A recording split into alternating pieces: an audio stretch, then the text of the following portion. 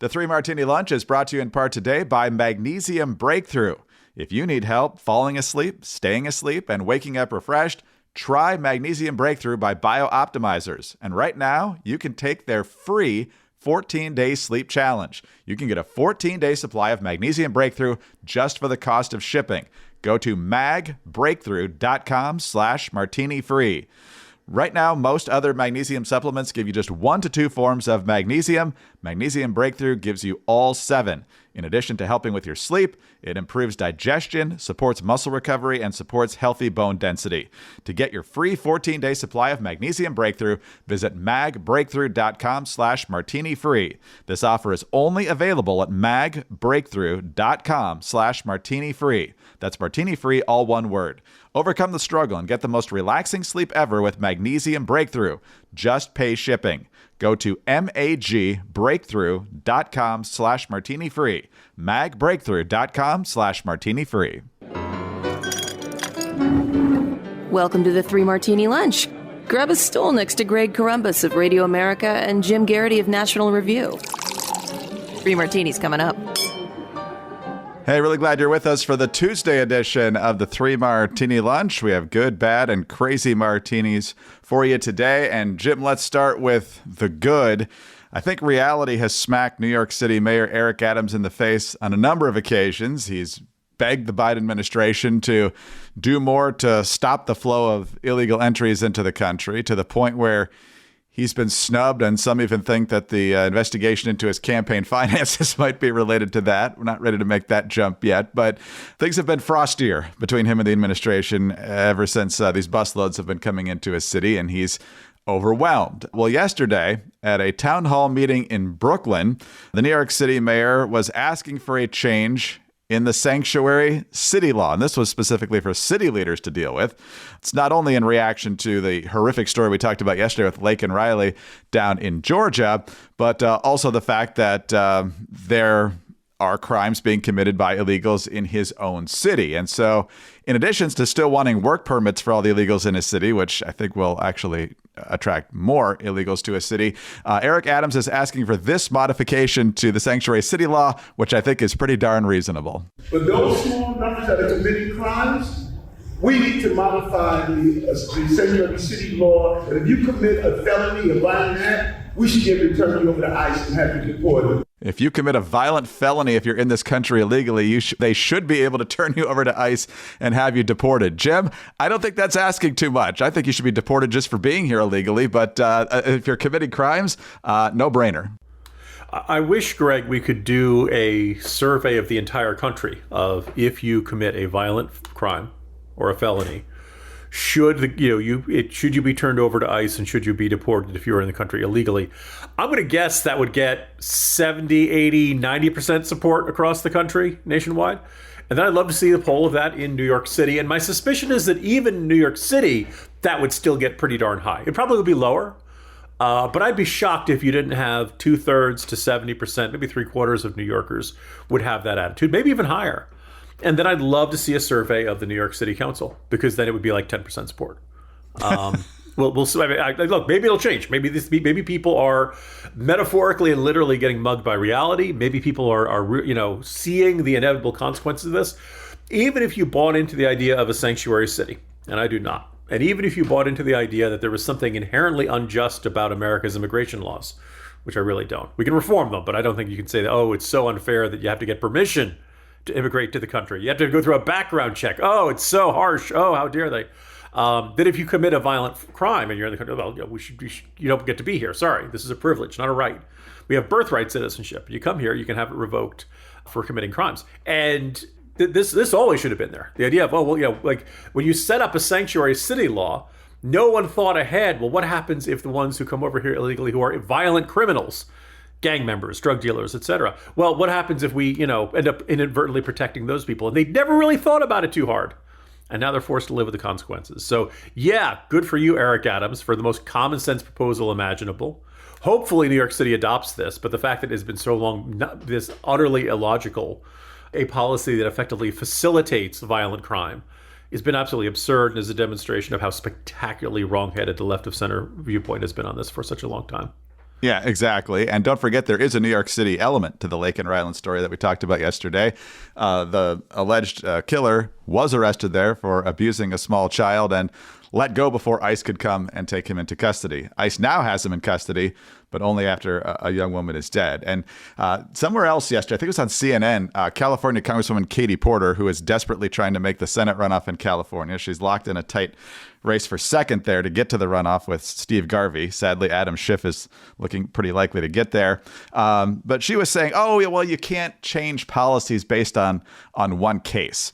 Well, yesterday, my colleague Sarah Carter, Radio America colleague, had on Mark Morgan, who ran Customs and Border Patrol for a while during the Trump administration. These are just Texas numbers from 2011 to 2024, just in Texas. 300,000 illegal immigrants arrested for 500,000 crimes, including 950 murders, 1,100 kidnappings, and 60,000 assaults just in Texas. Now, those numbers are probably going to be bigger there because it's a huge state and it's right at the border. But to say that this is a one-off is crazy. And good on Eric Adams for realizing that something's got to change way away from the southern border where he is. Fast-growing trees. It's not only the biggest online nursery in the United States with more than 10,000 different kinds of plants, it also has more than 2 million happy customers right here in the United States. You can grow lemon, avocado, olive, or fig trees right inside your home on top of the wide variety of houseplants they have available. Fast-growing trees makes it easy to order online, and your plants are shipped directly to your door in just 1 or 2 days. And along with their 30-day Alive and Thrive guarantee, they offer free plant consultation forever. Here at the Corumbus House, we have the fig tree, the monstera tree, the lemon plant. We love them, and I'm pretty sure we're adding more soon. Right now, Fast Growing Trees has the best deals online, up to half off on select plants. Plus, when you use the code Martini at checkout, you save an additional 15%. Go to fastgrowingtrees.com. Be sure to use the code Martini at checkout for an additional 15% off. Fastgrowingtrees.com, code MARTINI. Offer is valid for a limited time. Tell them we sent you. All right, Jim, on to our bad martini now, and this could easily be a crazy, but boy, do we have a doozy for a crazy coming up. You might remember it was in the first week of this year that on New Year's Day, Defense Secretary Lloyd Austin, who is battling prostate cancer and was recovering from some recent surgery, was having some problems, feeling a lot of abdominal pain, rushed to the hospital, spent time in ICU, which is completely understandable. The fact that nobody knew any of that happened for several days, including the president of the United States, is not okay because Biden didn't know till, Thursday or Friday of that week. The deputy defense secretary automatically assumed the duties, but she didn't know that because she was on vacation in the Caribbean at the time.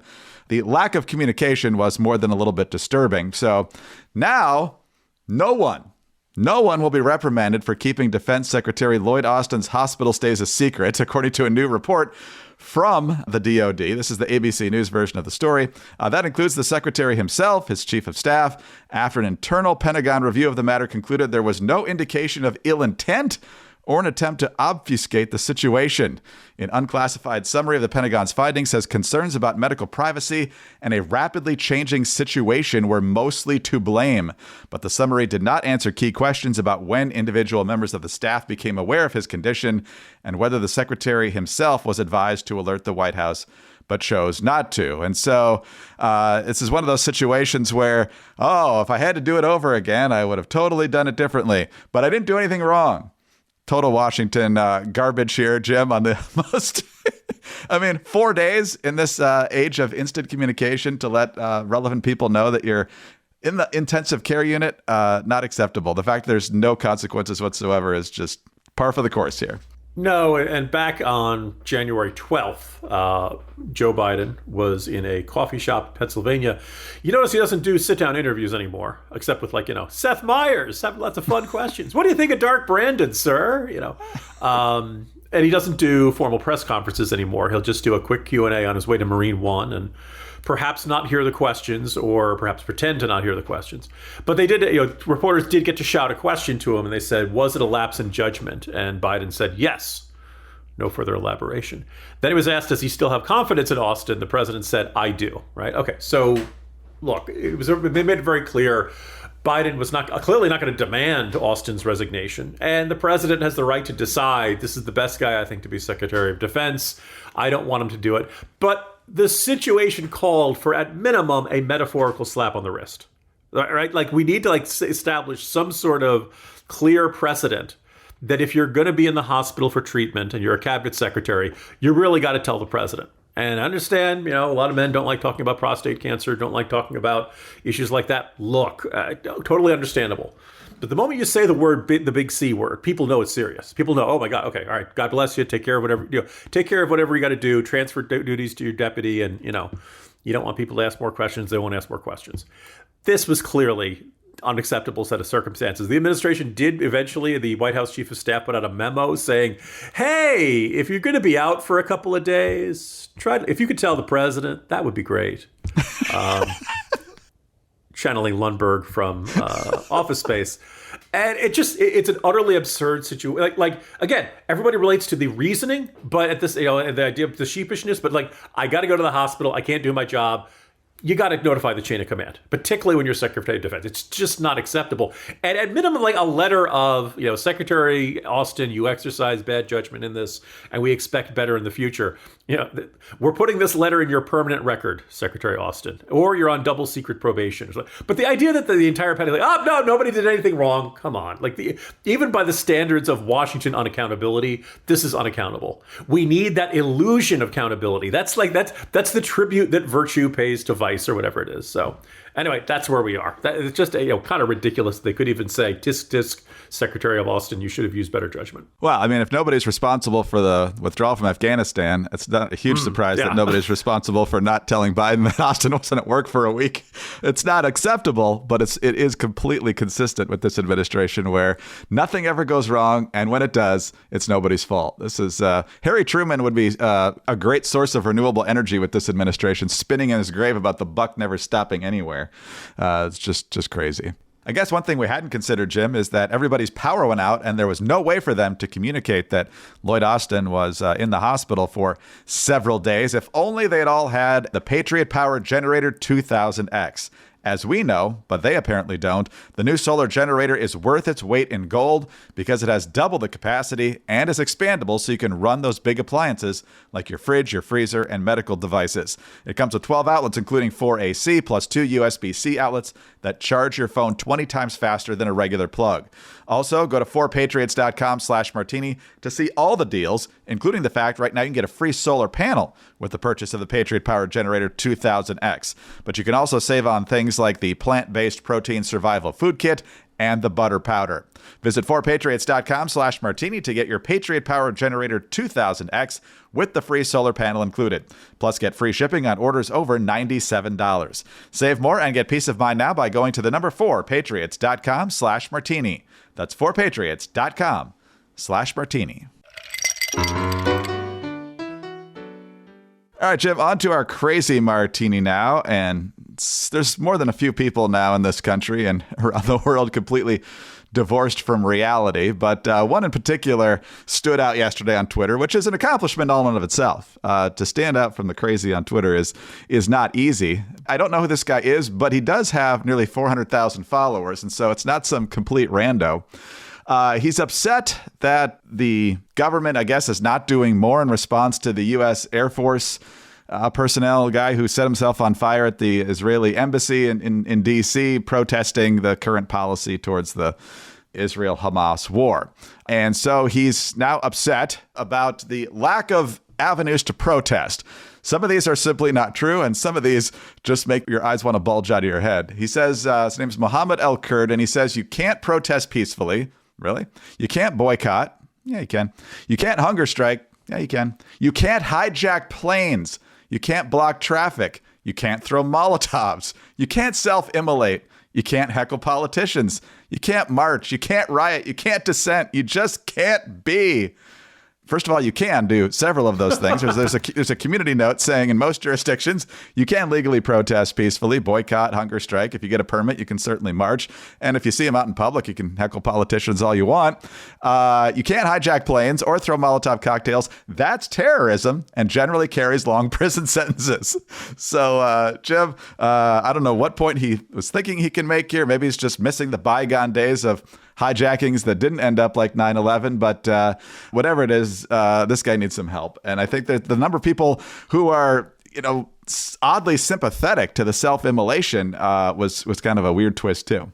Yeah, there was a follow-up tweet where somebody said, well, compared to 9/11, the previous hijackings weren't that violent. Well, first of all, compared to 9/11, a lot of things weren't that violent. That's a really high bar to clear, or extremely low bar to clear. And then the other thing is like, look, 1985, TWA Flight 847, hijacked by Mohammed Ali Hamadeh and his second terrorist, brandishing grenades and pistols during a routine flight from Athens to Rome. Held hostages for 17 days, 143 passengers and crew members. June 15th, during the first stop in Beirut, 23-year-old Robert Stetham of Waldorf, Maryland, a U.S. Navy diver, was severely beaten by Hamadeh and his accomplice, was dragged to the open aircraft door, shot point blank in the head, and thrown onto the tarmac of Beirut airport. So all of those good old days of, Palestinian hijackings and all that stuff, they were more violent than these idiot Gen Z or millennial folks recall. Hijackers killed people. And even think, let's say you're not actually executed. Threatening to be executed has to rank among one of the most traumatizing things you could possibly go through. So yes, this is every bit as absurd as you think. By the way, I'm going to point out that for those wondering about Al-Hamadeh, Germany decided to prosecute him. 1989, convicted of murder, hostage-taking, assault, and hijacking, sentenced to life in prison. But then in December 15th, 2005, he was released from custody and returned to Beirut, Lebanon in 2005. Way to go, Germany. Way to go. It's so unlike them to take it easy on somebody who's been running around killing people. It's true.